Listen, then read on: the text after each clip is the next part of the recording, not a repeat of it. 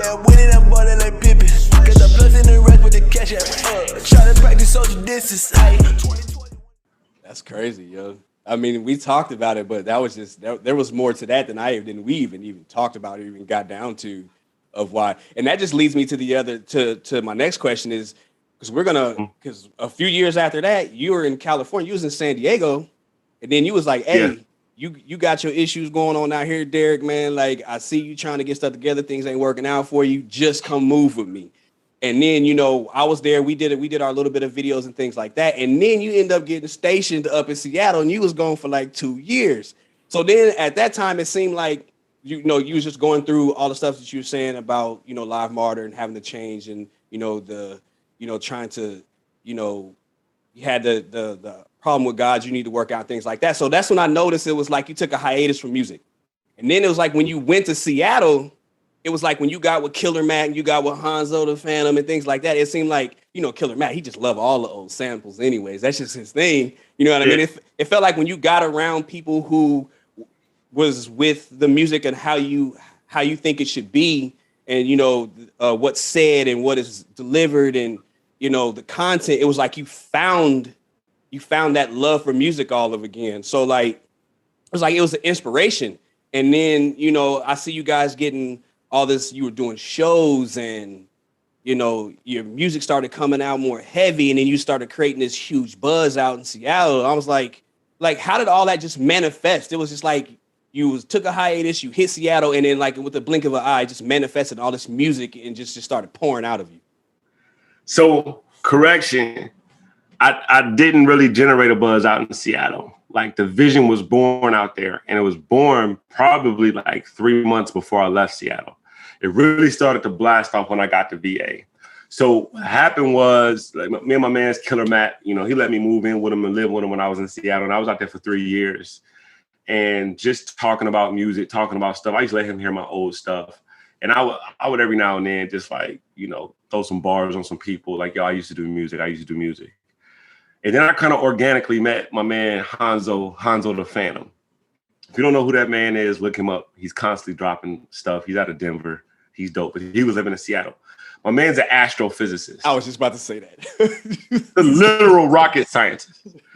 But he's also hilarious. He's a nigga. Like, I don't 100%. 100%. So you could be talking about so many different things with Hanzo, and I like the way his mind worked. But when I found out, and I met him because we was at a function, and he came out on the back porch with his guys that he did music with, and they busted out a freestyle. And I had been around people that just started vibing. And so Killer Matt did what Carlos used to do and be like, yo, my man, Ken, he can go. And I'm like, I don't really do it. And they're like, nah, throw your bars. And I just started to eat. So me and Hanzo connected. He invited me to his apartment. He had a studio in his room. And he had this mirror with all these writings on it. He had like dry erase marker. And it was visions for all these different projects and albums. And he had a studio. And I was just around him as he created.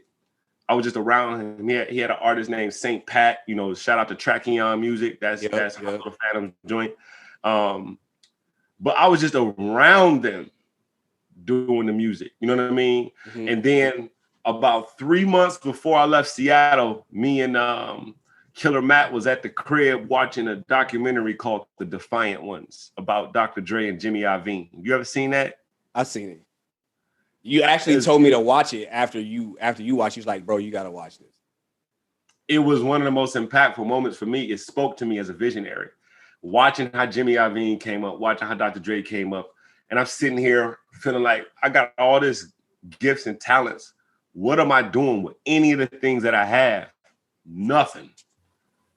So I started fishing for tracks. Then we found this producer who actually, like, I found him online. Like, I need to find a recording studio out here because I'm about to go, like, just drop an EP.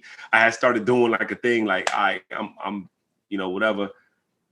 And then we went. But before then, remember when we was in San Diego, we came up with ARK, American Rap Crew. Right. So that's where Valmore Gold started to come when I was up in, Seattle and moving. So I was like, I kind of got a vision of where we're going to go with ARK, American Rap Crew, me, you, and DJ Mike Stats. But I dropped that first project, The Casual Savage, right before I left, and that lit a Right. fire up underneath me. I worked out there with DJ Intellect, who had a recording studio literally right next to our building. So I'm looking for a studio, and in this basement was this huge state-of-the-art dope studio. And Intellect was a producer. So he cooked up some stuff from scratch, and just being around that level of creativity, I dropped the Casual Savage EP, and then literally 2 weeks after I recorded it, I just drove across country out east. When I got out here, that's when I linked up with Bass the Rain Man, who I've known him since he was 9 and I was like 23. And he's a ridiculous MC. And he has a movement out here. And Urban Max was the movement. So that's why I was like, yo, I'm building some of my bro and DJ Mike Stats, ARK, maybe this is a collab, yada, yada. We got to going, and next year, you know, Black State University starts to hit. And we start talking about the movement. And as time went on and organically became kind of what it is now, the vision became more and more clear. But yeah, I anytime you kind of seen performances or whatever, I was probably just around Hanzo, just going to support my guy, him and St. Pat, as they was doing things. And I actually linked him to you. You would start getting visuals to he was Hanzo sending me stuff to just chop up and edit for him and stuff like yeah, that. so that was part of the journey up there. But I didn't really start dropping heavy content and all that other type of stuff until I got out here. And the first time I did that after Casual Savage was the Do Rags and Roses album, which is a collab album with me and Bass the Rain Man. And that's back when he was known as Basquiat. So yeah, that was that, bro. Man, that's the whole lot that was going on. I just seemed like it picked up in Seattle, and then when it's just crazy. It's like now you on the East Coast. It's like your trajectory of success. It's just like it has no limits right now. Like you got the Roses and Do-Rags. Then on top of that, you dropped 2 recent albums, B.O.M.B, Birth of Mr. Bradley and Souls and Silhouettes. You work with crazy producers, a lot of producers. One of them immediately sticks out as 88 Keys, which we know he's produced for Jay-Z and Kanye West. Mos Def, we're talking about Tyler Kweli, just to name a few people. It's like when you get into those circles and they hear your music and they be like, bro, your music is good. Like, how does that make you feel? Like to have these people who are in it, like top tier industry people that are pretty much validating, like, yo, you got talent. You need to invest more into yourself. Like, as a person, like, just how does that make you feel? Like, I always felt like I belong there. I feel like I'm a major rapper that nobody knows about. I feel like I'm major in my product. I major in what I do. I listen to industry standard. You know what messes me up about artists, Derek? I call it I call it like a fashion faux pas. I feel like some artists have fashion faux pas. This is what I mean by that. And then I have to say this to get around to my answer and why I said it the way I said it. Okay. You ever see somebody wear something that was like really whack? Yeah. I'm like, bro, you went to the store, you saw that on the rack, you picked it up and was like, yeah. You walked to the register, you pulled out your wallet, you bought that. You then went home and decided to wear it. You actually stood in the mirror and was like, I'm gonna kill him with this. I'm gonna kill him with that. And it's trash. And you don't have the wherewithal or the ability to gauge whether or not something is universally attractive as it pertains to fashion. That's the superpower of fashion. Right?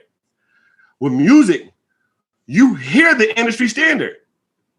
You can cut on the radio. You can, even if it ain't radio, even if it ain't top 40, you want to say radio is trash. You can grab a classic album and go, I hear what makes a classic album. I hear the level of production. Like, how do you hear the level of production of a Pharrell or a Dre? And then you be like, my boy's a producer and his beats are tight, and you play it and it sounds like a Nintendo soundtrack. Right. You know what I mean? I'm like, those hi-hats sound video game-ish and cheap. And I know that's not your intent. Right. Your whole beat package is garbage. When I hear it, it needs to sound like music. And you don't have the ability to do that. So when I hear music, if my stuff don't sound like something that Hove would put out, something that Jay would put out, something that Mos Def, somebody that major that I look up to will put out, what am I doing? And then I always wanted to say, I don't know who hands my music will get into. Would they be proud to listen to the stuff that I listen to? If my album got in Common's hands or Kanye's hands, would they go, this is dope? they would base it off their body of work. Like my body of work is dope. I wanted to be like, I'm rocking with a peer. This is a peer of mine. Just don't nobody know who this nigga is yet. You see what I'm saying? Yeah, and so that's my standard. And I don't play, and I surround myself around no men.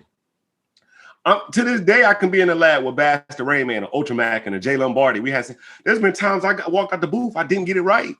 And they're like, bro, that ain't it. That's actually, what are you doing? We need those. You need those. Are you having an off day? Bass would listen to my verse and be like, I like everything you said, except for when you started that third bar, the way you came in was actually kind of weak. Why don't you go ahead and punch in right there and fix that? We don't allow each other to drop below a very high standard that we set for ourselves. And so, yeah, when I made contact with 88 Keys and he was able to hear the stuff, and he's like, I want to work with you. But not only that, like 88 Keys is a Grammy Award winning artist, like producer. People don't know he made the song No Church in a While. He's also on Donda. Guess who's going to jail tonight? He's major, right? This dude could have bumped me over my head for price. He worked with me because he heard the quality. He heard my passion. He heard how good I am. He heard the potential. Mm-hmm. And so he was willing to work with me. You know what I mean? And I count that as a blessing. So when I say I feel like I belong, if you don't think that highly of yourself to feel like you belong in these circles, you're probably not going to end up in them. Some people feel like they belong in them, but they're delusional because it don't match the product. For me, listen to my product and then tell me I don't belong with the greats. Listen to it. And that's why I try to make moves like the greats. Like, I know we're going to talk about Souls and Silhouettes and all of that type of stuff and how some of those albums came about. But that's kind of my standard. And here's the thing, bro. I know you work the same. I know you look at TV, you look at movies, don't look like. No, I know how you work. I've talked to you. I've been with you on set. Like, bro, this ain't it. It has to actually, what you had to say, it has to be cinema ready. It has to be TV ready. It has to be Netflix and Hulu ready. You know what I mean? Yeah. Amazon ready. Your content is that level already. I apply that same pattern in the music. So when I work with people that are heavy hitters, work with people that have worked with greats, legends, you know what I mean? And the feeling that I get is, yeah, this is supposed to happen. As a matter of fact, I'm waiting to get more contacts. Yeah. I need more than him. I need another. I'm waiting to do a collab with this great. I'm waiting to do that. That's my mind. So that trajectory and where my mind is going will eventually manifest itself. And then when I walk into it, it's like, yeah, no, I expected this. You see what I'm saying? Yeah, I definitely hear you, especially because when you put it in terms like that, bro, I be watching these Amazon independent films sometimes, bro, and I be like, bro, this is terrible. But I can't knock the hustle because they making money off of it. But I'd be like, if I'd have shot this would have looked so much better. And I could tell like you guys didn't take your time with it. I could tell some of the stuff wasn't planned. I could tell, you guys didn't have no one really knew their lines. You guys weren't helping them with lines. It infuriates me because I feel like people are just half-assing sometimes. And I'm like, that's why when I came to you about the film, People of Haraz. Like, yeah, we shooting a film. Just don't nobody know, but that's all y'all getting is a title. That's me and him are doing a film. I know it's been years in the making. And you wait for me to finish the script. I was gonna put it out there. Just wait for it. I'm waiting. It's the timing. But think about it. Had we shot People of Haraz when it was originally going, think about where you are now. Yeah, I was thinking about that. It's timing. I know too much now. Yeah.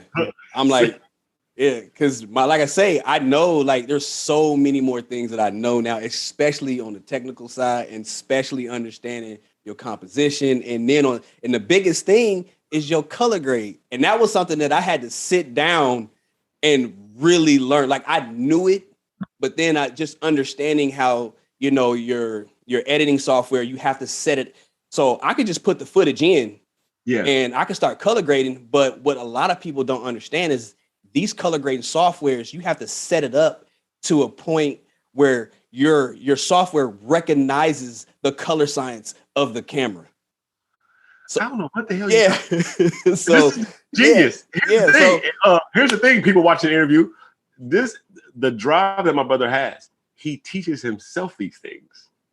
It's like I don't got. No, I would have thought this cat went to film school with the level of stuff that he know. I'm like, no, bro. He's that passionate about it. Industry standard, right? Industry. But the thing is, the thing about school is I'm hands-on. I have to touch. Like if you show me, I need you to sit next to me and show me.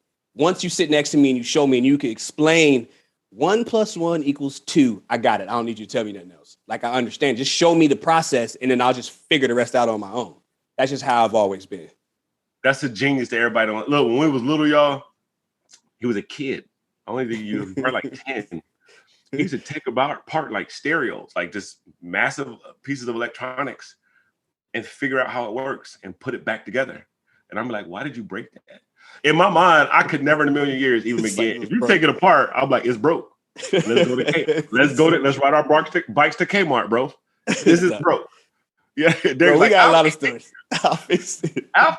The fuse is out. I'll fix the fuse, bro. Let me go get Dad's solder gun. I got this. It was just like on the solder gun. Like I got bars. What do you want from me? I got bars and I dunk on niggas. That was it, bro. Bro, that's just how it was for me, man. And that's just why I love it now. It's just like, you know, I don't ask people to teach me anything. I just be like, you know, what equipment do I need? Okay, I can figure it out. Thanks. Like, that's all I need. Like, I don't need nothing else. Just point me in the right direction to go get the right stuff. And after that, and always, I don't care what nobody says to y'all, man. Listen to me. Save your money if you're going to go into entertainment. Is it come from cinematography? You know, if you're color grading, you need right monitors. Future-proof yourself. Don't go out here and spend, because listen to me. I was buying cameras that I could afford, and then I would outgrow them. And then when tech started advancing, then now your whatever you have is outdated. So now I'm always future-proof yourself. Future-proof yourself.